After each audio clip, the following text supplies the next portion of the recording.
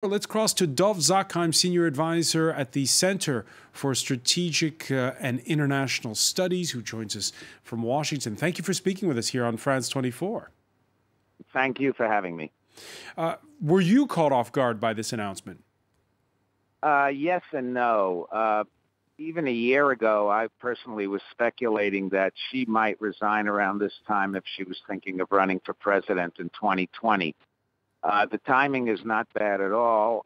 Certainly, given the possibility that there'll be a Democratic majority in the House, President Trump may decide after another 2 years of harassment by the Democrats that he really doesn't want to stand again.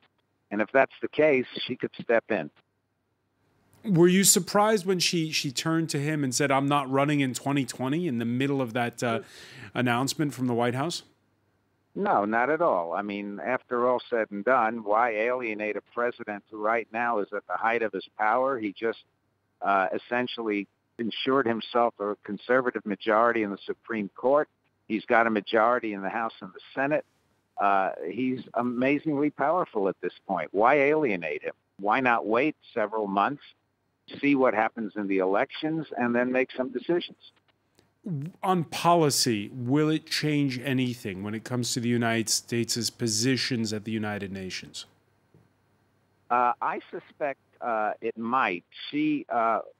Well, first of all, in terms of her relationships, they were excellent. So whoever replaces her will have a pretty big shoes to fill. On policies, I suspect that any ambassador to the UN who wants to keep their job is going to have to reflect president's views. And unless it's somebody as self-confident as Nikki Haley has been, they probably wouldn't even do what she did, say, on Russia or on some other issues, but primarily on Russia, where she clearly was not on the same page as the president.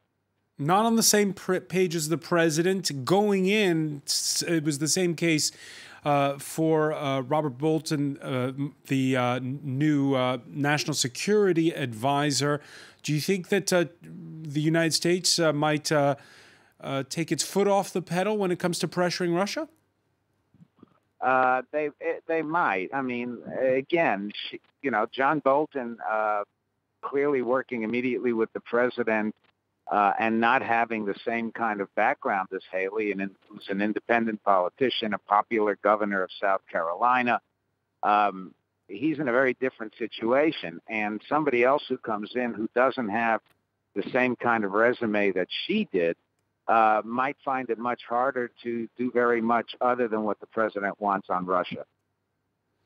And what will it mean going forward when it comes to such issues as the Middle East, dealing with China, dealing with Iran?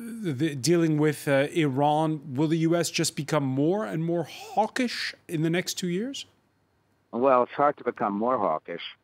It won't become less hawkish, that's for sure. Again, an ambassador to the UN essentially follows what the president wants.